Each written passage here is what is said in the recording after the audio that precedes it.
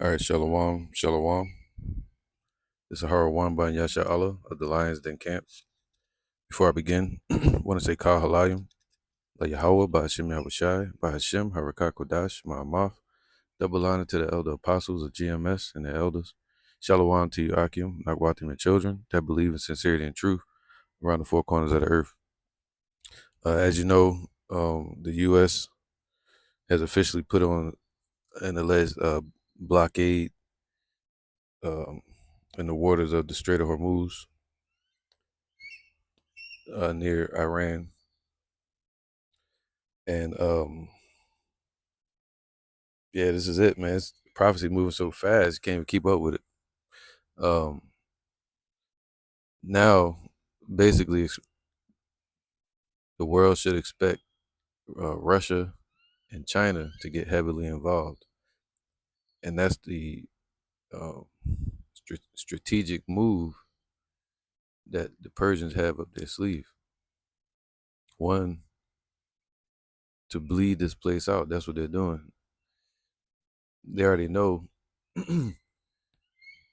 that basically Babylon is hurting themselves at this point. By attacking the country that they presumed was weak. Now they found out that this country is actually strong, and their strategy is working against the gamble or bluff that strategy that the West is using, which is more related to poker. Bluffing, gambling, can't walk away from the table when they're losing. But Iran is playing chess, actually chaturanga, which deals with multiple nations. So they have a strategy, man. Sheesh, you can't even. It's so expansive. You can't even speak on it in one conversation. They got the what's that? The UAE, Qatar. The Western allied nations over there in the Middle East. They got them in a grip, or should I say, in their aim. You got the trigger pointed at them in case they uh, need to fire upon them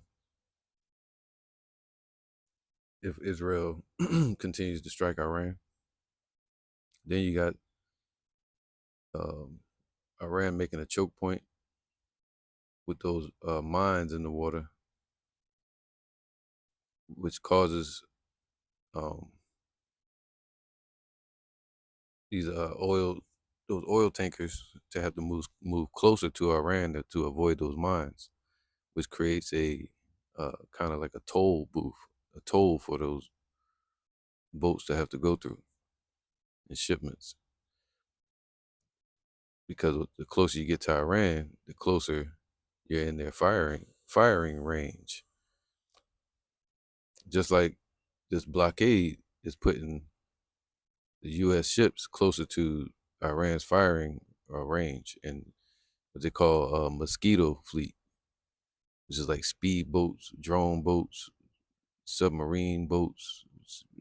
That's drones and you know uh, planes, like drones, kamikazes. Um, so this is and now DJT is threatening to use the same technology they used on the South what the uh, South American nations. I would say, also Venezuela when they was attacking those boats out in the ocean. He said he's gonna use that same system. All right, so now this is I was saying it last week that this is gonna draw in Russia if they blockade Iranian oil from leaving or importing or exporting, or if they blockade China. China may not get directly involved over there in the Middle East as far as war, but they will, and have been allegedly supplying Iran, all right, refueling them. And also, this could cause China to make a move near Taiwan, all right, and say, hey, you want to blockade there? They can blockade around the Taiwan Strait or whatever that is over there. And then you got Russia. They're sending their oil shipments with battleships now. All right. And soon we may see Germany get involved. You have Israel threatening Turkey now. That's Ezekiel 38. Turkey getting involved. So this is all setting the stage for Armageddon, uh, which will lead to World War III. But first, a lot of prophecies got to happen as far as Isaiah 47, this place falling into the dust and the economic complete downfall, which this could be it, which I believe oil is expected to go to $150 a barrel. I think it's at like 90. It was it was at like 93 or something. It went up to 97. I could be wrong. That's why we're paying like $5 at the pump, $4 at the pump right now. It's fluctuating between 4 and 4.13, 4.19 in Florida, which means it's probably like $7 on the West Coast or something. But then you have there's fears that it could go up to 100 or maybe even $150 a barrel because of this. Because at this point, the only ones that will have oil is Russia and China. I mean, Russia and the U.S. because it's a choke point on the Strait of Hormuz. The key to the Strait of Hormuz is Iran, but the what can I say? The most important ally financially is China to that area with their imports, because China gets, I think, 50 or something percent of its oil from Iran. I could be wrong on the percentages, but it's a lot, and they get it from Iran. So if they choke, which the U.S. has caused a blockade, saying no Iranian ships can leave or go in there, they're gonna sink them. Now you have China saying, no, you're not gonna bother their China's boats. Don't get involved. Like, leave them alone. And you'll see China playing that background, trying to bringing peace between Taiwan, just being the friend in the time of foes. Was going to make it an easier choice when all these nations come together,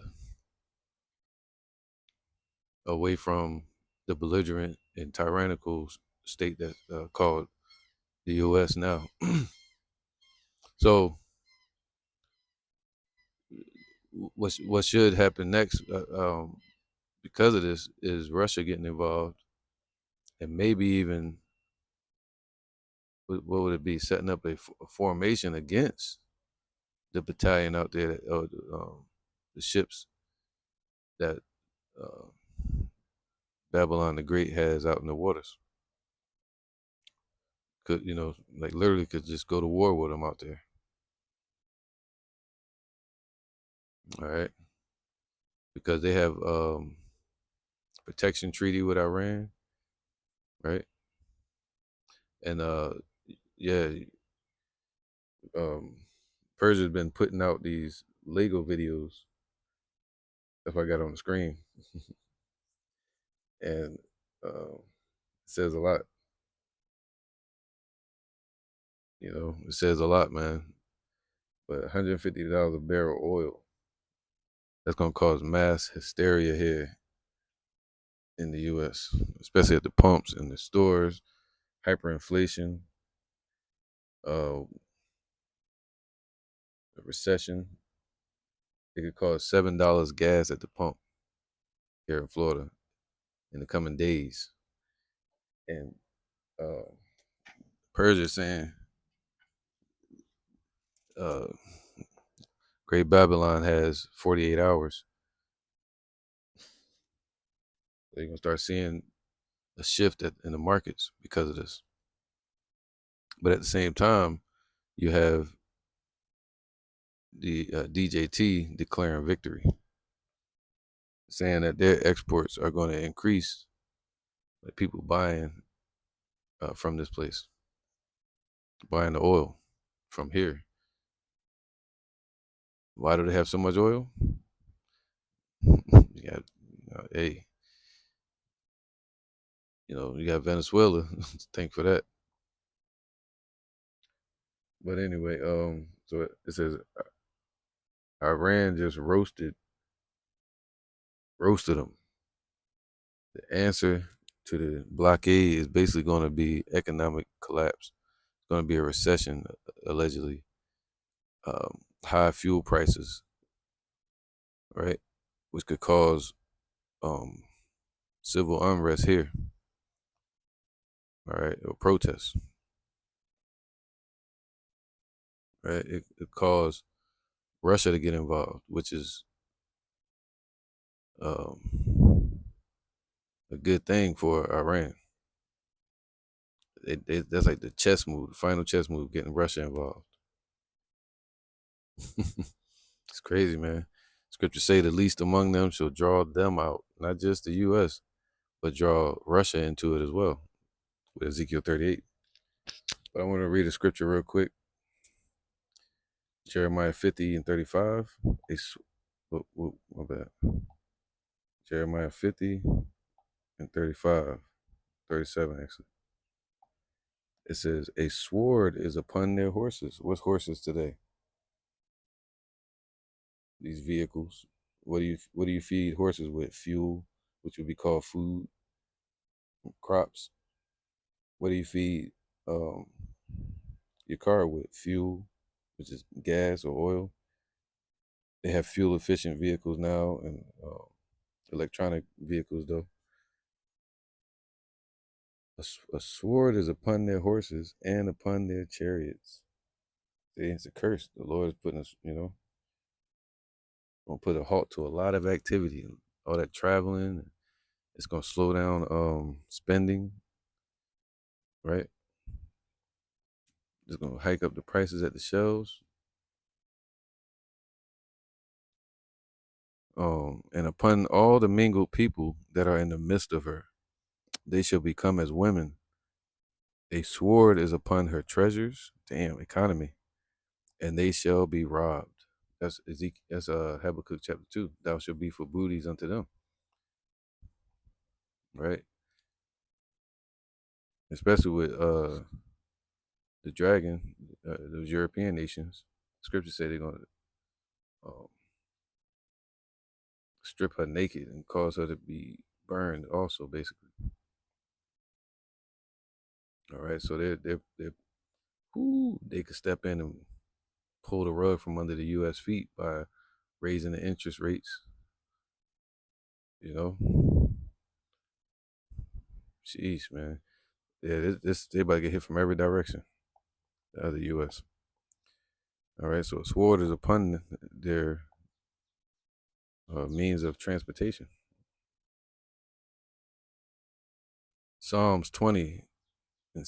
Some trust in chariots, right? And some in horses, but we will remember the name of Yahweh. See, we know the Lord gonna step in for,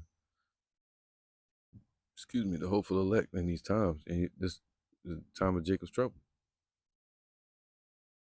Right, the wicked are waxing worse and worse. You can see it all over the internet. People getting ready. It's like damn. What was that movie where they started? They dropped them off on an island and had them fighting. I can't remember the name of it, but You get to see it, man. People are getting tense, right? More selfish. So some trust in chariots and some in horses, but we will remember the name of Yahweh, our power, that He's gonna make a way when there is no way for the hopeful elect, and make a way for us to get through it. They are brought down and fallen, but we are risen and stand upright. So in these times, we're gonna be looking for the Lord to step in for us, and as it gets worse here, for Him to deliver us. All right. The Lord's strength is made known in weakness. He said, "Others shall hunger, but you shall eat." He's gonna keep you from death. So all the states that are vehicle dependent, like Florida, Texas, places over in Cali, I think, um, they're gonna get hit the worst. It's like basically like a giant tax that's happening. You know, paying $7 a gallon. That's what it could go to. At least it may go to $6, $5 or $6 a gallon at some point, which will cause a recession. Expect unemployment, rise in unemployment. You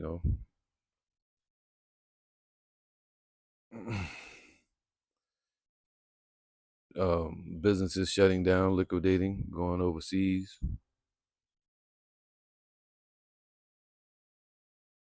All right, so all that could happen. Fuel restrictions, right? They can put something in place like they're doing. I forgot where it was. Was it Korea? But wherever it was, they're doing a plan to where if you're trying to go get some gas, you can only go out certain times of the day, and this could lead to that credit system that they're trying to set up. All right, new world order. All right, so there you go. Let me get this Proverbs 26 and Proverbs 26 and 20. Where no wood is, there the fire goeth out. Scripture's using this as an example of saying tail bearing and strife, like with the current administration. They're causing strife, which is fueling this war. But it's also using the example of where there's no fuel, the fire goeth out. So where there's no fuel, the economy gonna fail. The resources gonna stop. The fertilizer gonna stop because of the factories and the manufacturing gonna stop. So two major countries gonna be put head to head real soon because of this. Great Babylon and Russia. All right, that's what this is leading to. We should expect to hear more about Russia in the coming days around that area in the Middle East. And China expanding its reach and showing itself more protective of the Iranian state. But as coals, I'm gonna read that again, Proverbs 26 and 20, where no wood is, there the fire goeth out. All right. So where there is no talebearer, the strife ceaseth. And also the talebearer would be Netanyahu and his DJT's administration, telling him that he could win this war, that they're winning the war, or allegedly um, seeing those videos where Iran is attacking the U.S. military, telling him that they're AI, and he's like, "Oh, it's fake then." So we're winning. You know, this is allegedly. But where there's no talebearer, the strife would cease. Why? Because that talebearer is the least that's among them that's drawing them out into this war. They got a nuke and they're trying to destroy within 2 weeks, right? What was that called? When they went over there with the September 11th, tailbearing, weapons of mass destruction. All right, as Coles, hey man, DJT, they're gonna try to get you if you don't help us, they're gonna get you. They're trying to set you, Hey, tailbearers, as coals are to burning coals, and wood to fire, so is a contentious man to kindle the strife. So they're using a contentious man and manipulate them, right? And it's gonna cause this to fuel uh, the war and the strife. And also, it's using an example of where there's no fuel, there is no fire. So where there's no fuel, there's no economy. See that? So I'm gonna end this here, man. Just real quick. This was on my thoughts. I had so many thoughts I want to talk about. I got a couple lessons lined up. It's, uh, it's not going to be as short as this. So with that, I'm gonna say shalom. See you on the next one, and stay focused in the spirit, because the prophecies are happening, and they happen rapidly. You say the almond tree is flourishing, man. With that, I'm gonna say shalom.